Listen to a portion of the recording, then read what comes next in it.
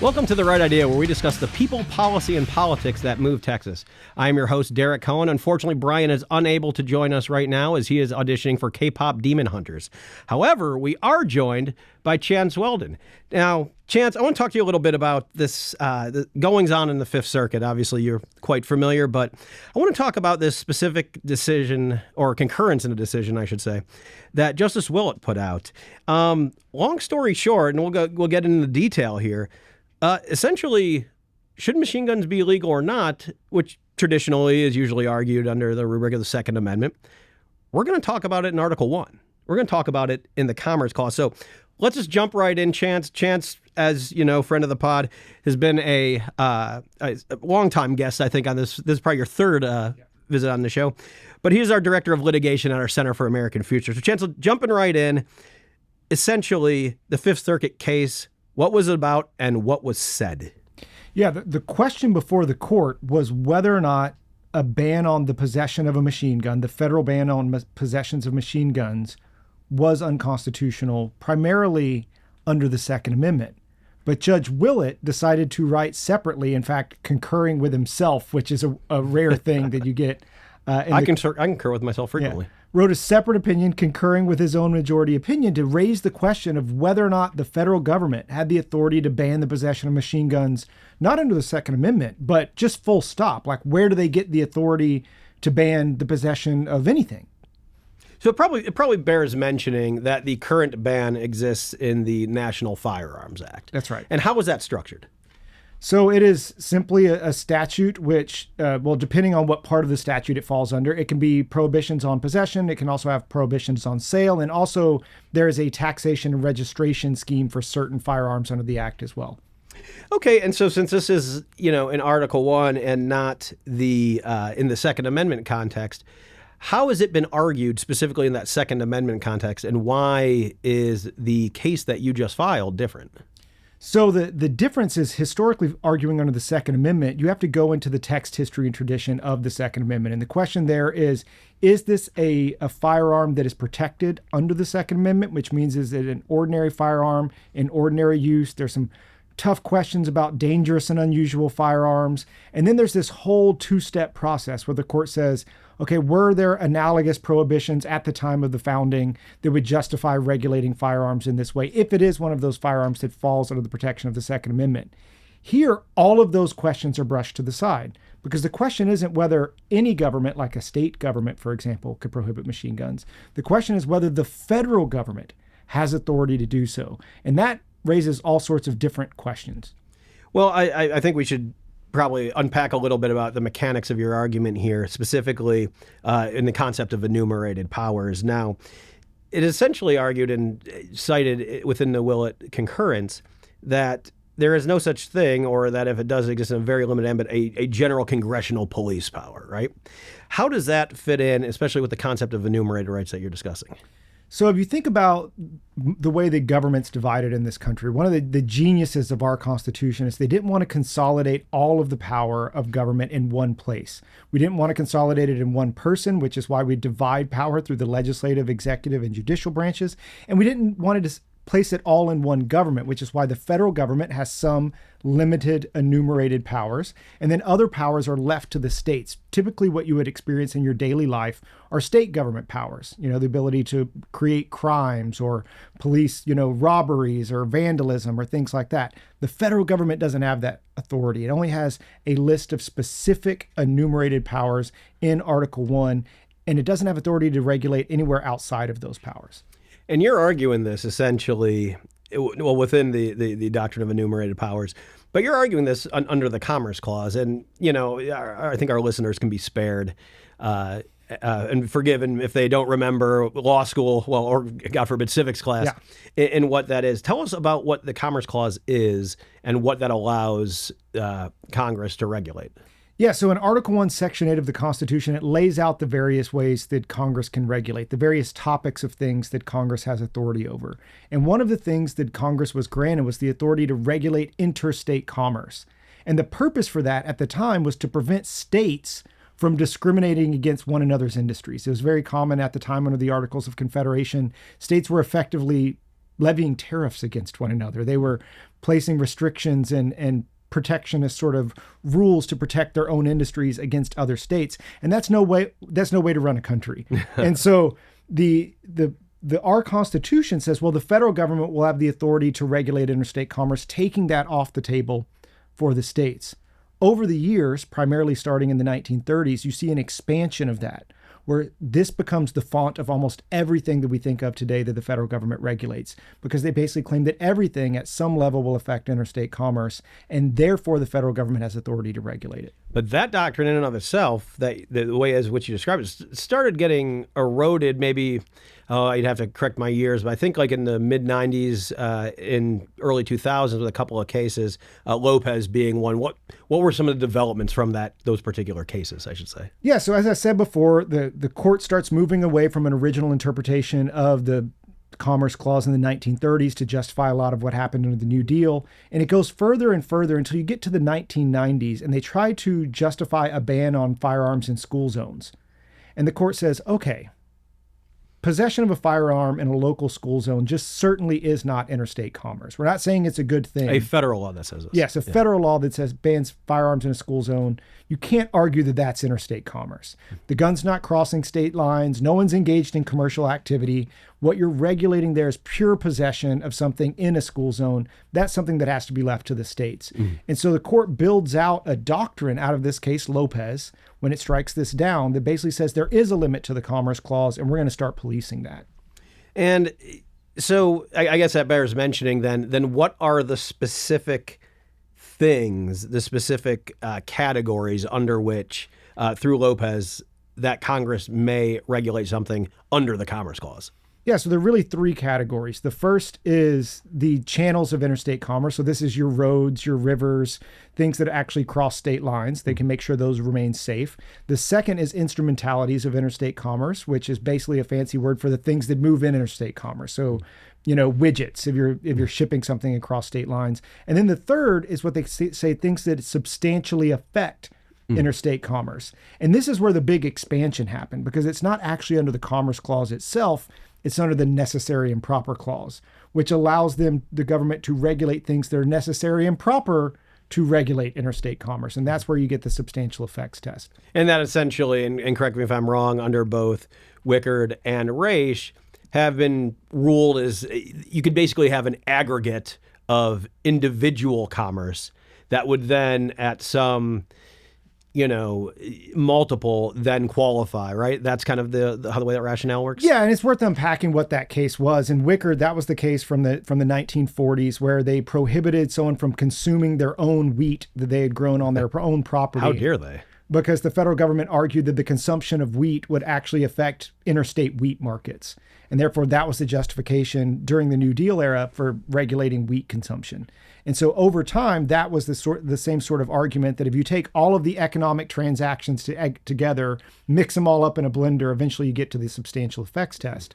But what the court said in cases like Lopez and Morrison, and more recently in Raich and the Fifth Circuit in Whaley, and then some of the cases we've litigated in the district courts, is the necessary and proper clause. If you're gonna regulate under the necessary and proper clause, then courts have an obligation to make sure you're not using the Commerce Clause as a pretext to regulate things that should be left to the states. So let's take a step aside here for a minute. So let's say that the courts were to adopt Justice Willett's reasoning. Would that essentially, what effect would that have on Raich and Wickard? Or Wickard and Raich, to say it that way. Well, I think there are ways that you could distinguish them, but I think at the end of the day, it calls into question this broader idea that anything that affects anything else in the aggregate ultimately is going to be able to be regulated by the federal government. Because you have to realize the whole reason we have enumerated powers was to protect individual liberty. It's the division of government power to say that one government shouldn't be able to regulate all the things. It needs to be spread out with the people that are closest to the problem being able to craft regulations that make the most sense for those areas. And so a lot of this regulatory authority would go back to the states and local governments rather than having a top-down one-size-fits-all solution. So I would not be getting out over my skis on this particular lawsuit if I said, in Texas, I cannot go today. I cannot go out and purchase a machine gun. That's correct. If you prevailed, the day after, I could still not go out and purchase a machine gun because it's statutorily prohibited within the state. I think that also, but to your point, I think that the NFA has a much broader and a much more specific definition of what qualifies as a machine gun than what state law does. Mm-hmm. So the NFA, as we spoke of earlier, actually regulates not only the weapons themselves in their totality, but also any particular part of a weapon that would get it to that. So, for example, if we have a manufacturer here in the state, right now, even if, again, let's say that that it prevailed, and we still have this understanding where this does not equal substantial interstate commerce, that I couldn't go down the street to, Austin Machine Gun Part Emporium and then actually buy an auto sear for my AR-15, right? So that's the way we're at right now.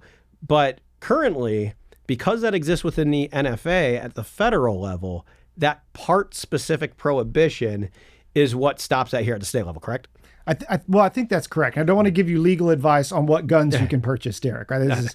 But as a prudential advice is more than welcome. But I think at the end of the day, I think you get to the point you're getting at is it's not a question of whether or not these things could or should be regulated. It really is on who decides. Mm-hmm. And this additional layer of federal bureaucracy, this additional layer of federal regulation, this additional layer of top-down, one-size-fits-all solutions for an entire country is what we're going at. And so the state of Texas, will be able to regulate, and they'll be able to choose regulations, and ultimately there may be Second Amendment challenges to those regulations, but that's not the challenge that we're bringing here today. Okay, let's talk about some of the more the sexier parts of this argument here. If this actually proceeded, what would the federal government's strongest counter argument to your claims actually be? I mean, I think what they have to do is they have to ignore the last 25 years of Commerce Clause jurisprudence. Well, I don't think that's a tough ask for a government attorney. We see the government lawyers like to ignore the case law they don't like. But I think what their argument would have to be is they would ignore Lopez. Lopez says the bare possession of a firearm is not interstate commerce. And what they would argue is, well, that's not really what Lopez meant. Lopez meant that, you're regulating the jurisdiction of school zones, and that's inherently local. And you have to ignore what Lopez actually said. Because I think at the end of the day, if you apply the Lopez-Morrison kind of criteria to this case, Judge Willett's correct. It's really unclear. Now, the bigger problem we have, the intermediate hurdle, is as Judge Willett pointed out, is in his opinion, is there's an old Fifth Circuit case that cuts against us, and we have to overcome that in order to get this up to the en banc court and eventually the Supreme Court. Tell me a little bit about that case. So years ago, before the more recent Commerce Clause decisions like Morrison and Raich and Whaley in the Fifth Circuit, there was a case that said that the Federal Firearms Act was constitutional. But the court has never had an opportunity to apply the more recent Commerce Clause precedents. It was applying those older lines of precedent where the courts were just assuming the federal government could regulate anything and call it interstate commerce. Yeah, I think that's the government. They obviously know what they're doing. Yeah, which I wouldn't paint you with that particular brush. So again, you prevail. Justice Willett's logic prevails. That would guaranteed to produce a circuit split. Yeah. I'm going to go out on a limb and guess the Ninth Circuit probably thinks the NFA is pretty great, were I to guess. But it gets all the way to the Supreme Court. Supreme Court says, wow, this is actually a very interesting question, and grants cert. How do you feel with some of the prevailing, I would say, understandings of law in the Supreme Court, how this would fare? I think if there was ever an opportunity to win on a theory like this, we have probably the best opportunity in the last, 50, 60 years, given the current makeup of the court. You have justices on the court like Justice Thomas and Justice Gorsuch, who have already expressed skepticism about the court's broad Commerce Clause jurisprudence. Certainly, Justice Thomas, going all the way back to Lopez, thinks that the entire substantial effects test is made up. He's correct, by the way.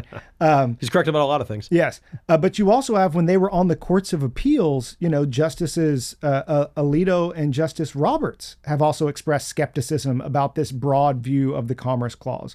And so I think that we have a real chance, a real possibility, if we can get to the Supreme Court, to make a kind of argument that will actually roll back decades upon decades of bad Commerce Clause jurisprudence. Well, if I could be a damp squib here, and we end with the negativity, I'm going to disperse it in here a little bit in the body. But so you and I talk frequently around the office, especially in the realm of criminal law, wherein one of these fundamental liberty cases comes up, where we discuss, the phenomena of bad man stay in jail. Yeah. Is there any concern that just given some of I think it was Miller was the case that the concurrence appeared in. Is there any concern that might apply? Because now, granted, this is a whole de novo case. Yeah. But that rationale might apply here, given machine guns, because they're scary and loud. Well, I mean, you always have to worry that, machine guns scary is something that folks might think about. But I think what makes our case different is most of these cases thus far have come up in situations where you have someone who did something really awful. And the Commerce Clause issue or the gun ban issue is something that's tacked on to the crime they otherwise committed. Not central to it. And here, our clients are law-abiding citizens. Our clients are a gun club. Our clients are former law enforcement officers. They are responsible citizens that just want to exercise their rights without arbitrary federal interference. And so you don't have the bad man stay in jail. There was no crime that was committed. All these people want to do is be able to exercise their rights in a responsible fashion. Well, I'll tell you, if you do file a motion on that particular machine gun bad proposition, I'm happy to join as an amici to say machine gun sick. But that being said, is obviously this sort of, I would say, I don't think I'm overstating this to say that this is a broadside on the Commerce Clause as currently applied. What other laws, I should say, would be eligible for reconsideration if this were to proceed and prevail at the Supreme Court and make it the law of the land? I mean, I think so many statutes would be up to being challenged based on this, because so much of the last 75, 80 years, the legislature has thought that was a get out of jail free card to simply justify whatever they were doing based on the Commerce Clause. And to give you an example of some of the cases we've had recently where we've prevailed on this theory, because I think they're illustrative of this, back during COVID, when they had the federal eviction moratorium and they prohibited people from evicting people that weren't paying rent from their homes, we had that struck down as exceeding the commerce power, because the government was arguing that even those houses don't cross state lines, that was interstate commerce. Or the federal vaccine mandate they tried to justify under the Commerce Clause, and we had that enjoined. Or, more recently, that if you just happen to own a corporation or an LLC, they expect you to disclose all of your private information to federal law enforcement. Those sorts of laws are almost all uniformly justified on a theory of the Commerce Clause that I think is too broad. Though I will say, though, your past litigation, we have shown that sometimes state lines cross houses. The Red River case illustrated. So let me ask you. So I obviously, I've pay attention to gun law. I pay attention to firearms culture and generally.